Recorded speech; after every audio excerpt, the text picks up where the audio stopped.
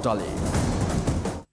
And a splendid evening to you. This is Newsline Live. Finally, we're back to our same slot again. And of course, we're broadcasting live from our studios in Dawson Street, the Newsfirst studios in Dawson Street, as we almost always do. And now that FIFA is done with, and Mr. Messi and Mr. Fernandez have done their bit and done Argentina proud, may we add, it's now back to normal for Newsline Live right here. And we're also broadcasting live on, it's available on social media as well. And our guest this evening is a president of the Commercial and Industrial Workers Union and an attorney at law to boot. Swasthika Arulingam. Very good evening to you and welcome to Newsline Live. Good evening, Faraz. Thank you, Swasthika, for being on the program. Typically, what's the membership like? Who are members of your union? So the Commercial and Industrial Workers Union, we have both members from BOI companies as well as non-BOI companies. So factory workers consists a majority of our membership. So that is whom we represent. Right. Thank you for clarifying that.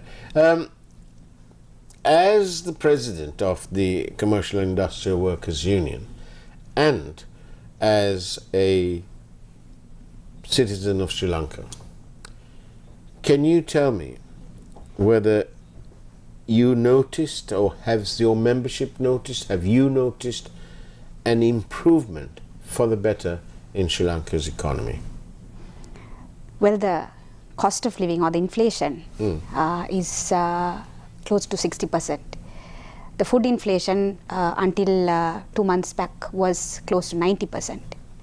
And if you look at the wages, unions have been demanding for the increase of minimum wage to 26,000 rupees, and that's by conservative standards. 26,000 rupees per month? Per month, 26,000 rupees per month. What is it now? The minimum wage now is 16,000 rupees. Minimum wage? Minimum wage. So that's for how many days a week or a month? Or approximately average of 25 days. Okay. So when we go by that, 16,000 rupees is not something which anyone can live on these days. Despite the fact that companies have been reporting profits, even during the crisis, BOI companies, not a cent has been increased on the minimum wage of our workers. Despite the cost of living going up, despite the food inflation soaring to unimaginable levels, not a cent has been gone up on wages. And of course, the real wages has fallen as well. And in the same period that you're referring to, what would you say has been the output, the productivity? Has the productivity remained the same? Has it gone down for whatever reason, or has it gone up? Well, between the period of January to August 2022, the merchandise export income has been standing at 8.9 billion. And some economists say that's even higher than maybe in 2019. So how are we getting this income if the productivity has gone down? So if the productivity, if at all, has gone down, it's not about productivity per se, it's about the fact that some orders might have been cancelled because of the economic crisis and so on. But by and large, companies have been making profits. So much so that if you see the news in the last 2-3 months, Central Bank has been coming out and saying that our export companies have not repatriated their incomes back into the country, fueling the dollar crisis. So if we are not turning income, then Central Bank would not go hard on our exporters, which they have done.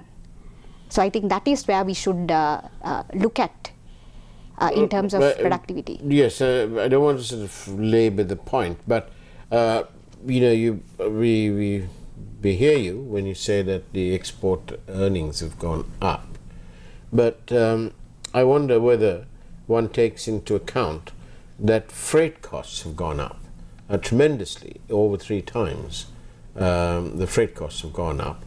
And of course, if you look at it in terms of rupees and cents, then all these costs have gone up dramatically. So Okay, so the export income is up, as you say, but what of the whole economy per se? What does your membership feel about that? So just to touch on that, the question which you raised about the cost going up, what the central bank wants companies to do is to repatriate the residual income, which means you deduct all of your costs which you need to pay in dollars and so on. And what they want to repatriate is the residual income. So what the central bank is asking for does not affect the cost per se, or in the sense the central bank is not being unfair in asking our export sector to repatriate their income or the profits, so to speak. So that is what the central bank has been asking for. But touching on your question on what my membership has been feeling, while all of this was going about, we also, it's like one bad news after the other, right? So on the one hand, during the Aragalia, people were questioning the corruption within the state sector and how Rajapaksas have stolen money, and one of the slogans or demands have been bring back the stolen money. That has been the demand, right? So while all of this was happening, a few months back, there was a report coming from a think tank, an international think tank called the Global Financial Integrity, where they said that between the period of 2009 to 2018, between a period of 10 years, nearly $40 billion have gone out of the country through misinvoicing. Basically, it's you submit fraudulent invoices and you have taken away $40 billion from this country. Isn't that anything? So what do you think that the central bank's FIU have been doing? So they have, that is what the unions are questioning. We have written to the central bank asking what have you done about this? When you have a debt which is around, we defaulted on a debt which is around $50 billion, and then you come out with this Global Financial Integrity report, which says that nearly $40 billion have gone out of the country through misinvoicing, which is basically corporate fraud. So this is the question which unions have been raising from central bank as to why the central bank has not done anything about this between the period of 2009 to 2018. And not only that, what is interesting is, Faraz, one of the things which has been going about in discussion, particularly also in the budget, is that the government wants to privatize state assets. And much as it has been repeated like a mantra to us, that the only way out of this crisis is selling state-owned assets. One of the things which the Aragali has done is it has kind of revived this discussion on social justice, on a welfare state, on the right to a welfare state. And what the younger generation is actually asking, is it the only way out of this crisis that we need to sell our electricity board? We need to sell our telecom, which is profit-making. Is that the only way out of this crisis? And the reason I bring that at this point, talking about this corporate fraud and misinvoicing, Faraz, is that the mainstream argument is that in order to come out of this crisis, we need to take state-owned institutions like the Ceylon Electricity Board, because it's loss-making, and pass it on to the private sector. And the argument which they bring forward is there is lots of corruption inside the state. And I'm not going to defend that. But my counter question, which I have been asking, is, if you're saying the state is corrupt, now we also know that the private sector also has been corrupt. So what is the guarantee that the Ceylon Electricity Board is going to be any more efficient if it goes to the private sector? So I'm just as a trade unionist, because once the CEB, and if the CEB is privatized, then the electricity prices are going to go up. And who is it going to affect? It is the worker in the plantations. It is the worker in the free trade zone. It is my membership which is going to get affected. So the question which I'm asking the people who are pushing for privatization is, we all know the Rajapaksas are corrupt, and that is why close to 1 million people came to Colombo on July 9th and asked the president at that time to go home. So this is the same government. I mean, the Rajapaksas are still in power. This is the same government. You want to do these privatization deals and to do a clean privatization deal. I mean, it does not make any sense to me. But, and it certainly doesn't make any sense to me either on this score.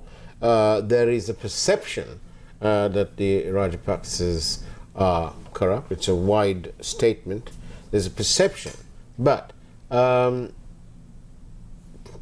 the legal process hasn't actually convicted any of them. And that is obviously a sad state of affairs, especially when you compare, in comparative terms, the serving vice president of Argentina was found guilty of some form of corruption. Serving member, vice president of the country, and herself a president at one time prior to that. And in Sri Lanka, I've looked through, but all I can see are some few people who, there's one member of parliament who got a suspended sentence, but it allows that person to carry on being a member of parliament or a minister and so on. So as an attorney at law as well, do you feel that our judicial system has also been compromised? Or do you feel that, but why in that case, the question is, why does the wheels of justice sort of grind ever so slowly? I think what the history of this past few years or past few decades has shown us is that judiciary and the legal system per se does not function in a vacuum. It cannot function unless there's a political will to make it function. This not holding people accountable for money being stolen, whether it be from the state or whether it be from the private sector, that is an indictment of the fact that we don't have a political will in this country to hold these people accountable for what they have done to this country. And there is a very famous, very popular social media slogan which is going around, which says that we are not poor, we were robbed, which is actually very true. There is a nexus between the political elite, like the Rajapaksas, the business elite, like the ones who stashed out $40 billion out of this country, and the economists who keep churning out the same kind of formula. Privatization, deregulation, labor law reforms. So there is a nexus between these three which is serving a particular interest of a particular class. So why isn't this being questioned in the judicial system or the legal system? The only answer to that is, if they are at the top of our administration of justice, or if they are at the top of governance, then how can there be a political will to hold those accountable or hold those responsible for this situation accountable? So it's not only about the system. It brings us to the issue of a system cannot work unless there is a will to make it work. You mentioned several times now about the Aragalaya. So as a Aragalaya person, if you like, are you disappointed about the changes so far after Aragalaya ended and now? How do you feel about the innocent protesters who've been given a hard time by the authorities? How do you feel about the fact that those people who emerged from temple trees on that awful day, they came out of there, supposedly one of Sri Lanka's most guarded complexes, temple trees. You can hardly take your telephone in there. You have to leave it out there. But they emerged from there with sticks and poles and God knows what else, and they attacked the peaceful protesters. How do you feel about that, the fact that there have not been any prosecutions? It only shows that we have the wrong person in power, and unfortunately one person? For now, I'm talking about the executive president, but also the parliament. Unfortunately, it was a negative consequence of the Aragalaya, which resulted in the person we have as the president, who has been ordering the suppression and the repression on protesters, and he has not held anyone, as you said, who came out of temple trees that day to account for the violence which erupted. But that's not his fault, is it? It because starts we have a legal system, we have a police force. Why should the president tell the police what to do? That is how the system works in this country, and that is exactly why the Aragalaya, particularly the young activists, came and asked for system change.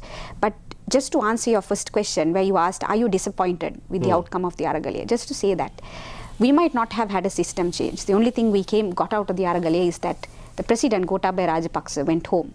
So we might not have had a system change, so to speak. But one of the things which the Aragalaya did was it brought a lot of young people, lot of young people into the Aragalaya and permanently politicized them.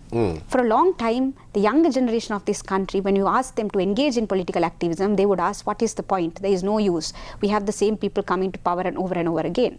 But what the Aragalaya did was it permanently changed that status quo of apathy, and it helped them, or it created a sense where they thought, they now believe that they could question those in power, and they now believe that you can actually change the system by coming together. And one of the things which happened with the Aragalaya activists is that because they came into Golfers and they mingled with a lot of people of all walks of life, they also started learning ideas about social justice, about wealth distribution, about what the welfare state has done to different people from different walks of life, what free education has done, what free health has done. Do you think the Aragalaya has helped towards reconciliation? In a sense, I think it did to a very limited sense, because as you know, during the Aragalaya, we did have a Remembrance Day of May 18th, which has never been done before in the South, in Golfers, where Victory Day celebrations have been held. So in a sense, there was a space for reconciliation, but I would say it was a very limited sense. Let's come back to Aragalaya and its effect and so on, because I have another question to ask you on that. But in the meantime, I'm being told that we have to stop for a quick break. So we'll see you on the other side of this break. We are, of course, in conversation with Swasthika Arulingam, President of the Commercial and Industrial Workers Union. We'll see you on the other side of the break.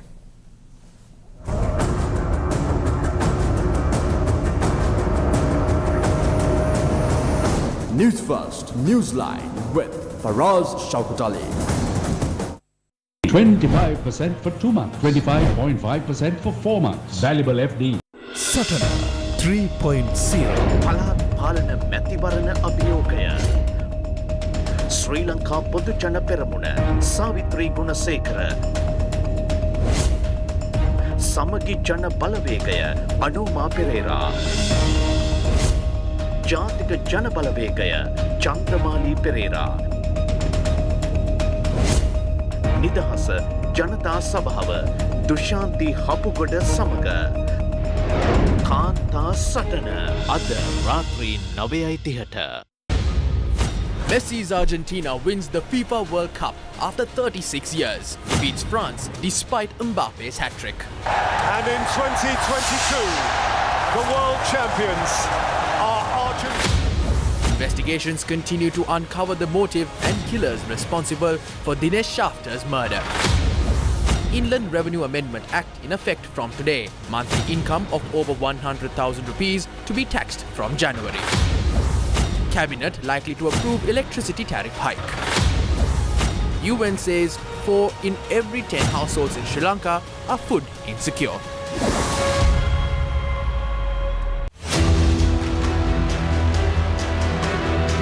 ගමටම ඇවිත් ළඟටම ඇවිත් දුක නිවන ගම්මැද්දෙන් දෙහි ඕවිට වැල්දෙනිය පොකුණුවල ගම්මානයට පාලමක්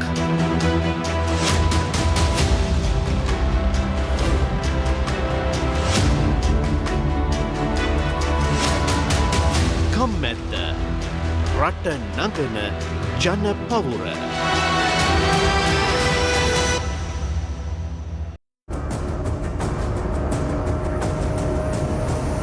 News First, Newsline with Faraz Shaukutali. And welcome back to Newsline Live. I'm in conversation with Swasthika Arulingam, President of the Commercial and Industrial Workers Union and an attorney at law. Ms. Arulingam, can you tell me, are you concerned? One, there's been no apparent action about the people who came out of Temple Trees and attacked the peaceful demonstrators. Two, the Easter bombings. Sri Lanka is yet to have some form of resolution, and it's a long time back. And number three, the central bank so-called alleged bond scam. We have no proper resolution or a legal end to that? In fact, to all of these three things I've just mentioned. Does that bother you? Yes, it does bother me. However, if you have the same people in power who have committed most of these atrocities, and I don't want to use the word alleged, then you won't find justice. So it's like you're asking a person who has committed a crime to find himself guilty of that offense, and that's never going to happen. So what's the solution? Do you think we should have elections? Yes, I think we have a president and a parliament which has lost legitimacy. So yes, I think we should have elections. The president is legitimate constitutionally and legally. The parliament is legitimate constitutionally and legally. And you're an attorney at law. Which part of this is wrong? The part where the status quo of the constitution itself has been called to. Let me rephrase it because I'm a lawyer. On July 9th, people came together and they ousted a democratically elected president. And many people call that unconstitutional. But I called it, and people like me, we called it a pure moment of sovereignty, where people said enough is enough. We don't want the president to exercise a sovereignty. We want to take back the sovereignty and oust the president. So is that illegal? Maybe so. But is it unconstitutional in a political sense? I don't think so. So it is in that context that I would say the president has lost he does not have popular support because he was not voted in through election. And the parliament is fast losing its credibility and legitimacy because they've just passed a budget which is anti-people. Do you feel put out? Do you feel put out when we have things like, we have a new president who's been elected or appointed by the Porto people, 134 people did that. It's also one of the numbers of the buses that serves a place called Angoda, which is where the National Mental Hospital is, nearby there anyway. But do you feel put out when you see all sorts of functions going along? You know, the president's being felicitated about this and about that, 50 years as a lawyer and God knows what else, and life appears to be quite normal and getting along, but the people are not getting along because we have sky-high prices. We have the economy that has reduced from 80 billion to around 70 billion. The economy has contracted. 62% of the people, the working people, are daily wage. So when the economy contracts, they earn less money or not at all. 38% of the people have jobs, and most probably most of them are part of Colombo, where the restaurants are full, the hotels are so-so, but life seems to go on, but not out there in what I call the real world. 62% daily waged. Do you feel put out? What does your membership feel? It's not it's not about being put out. It's about the fact that we have leaders in this country who are passing legislation like the budget, which is basically anti-people and anti-working people. And they're putting this crisis on a group of people, the working people, who have bought dollars into this country, who work 12 hours. They used to work 12 hours per day in a factory. So these people have earned for very, very poor wages. And somehow this budget looks like it's the working people's fault that we are in this crisis. So it's not about being put out, it's about the sense of injustice that that people... I think what I'm trying to ask you is whether you and your membership feel that the current government cares a little more than tuppence for you. No, they don't care. And that is what the budget tells us. They don't care at all about the working people. They don't care about the poor. They don't care about the plantation worker who earns around 1,000 rupees, and that also after a huge struggle. But that 1,000 rupees is only worth 300 rupees now in real terms. Exactly. So they don't care about workers who have been working and bringing the revenue into this country. So this is exactly what I said. The parliament is fast losing its legitimacy, particularly after it voted for the budget. And when I sit here as a union president, when I sit here and when I see our membership struggling, when I see them skipping meals, when I see their children fainting in schools, that is not Swasthika something which I should Arulingam, do. may I suggest to you that you write to members of Parliament and the President of the country and ask them to list out the sacrifices and the tightening of their belts that they've done, because they keep asking you, me and everybody else to do that, but I haven't seen any real sacrifice on their part. I haven't seen any sacrifices on their part, and I have not seen sacrifices on the part of the businesses who are making profits. So I don't want to only talk about the political elite of this country.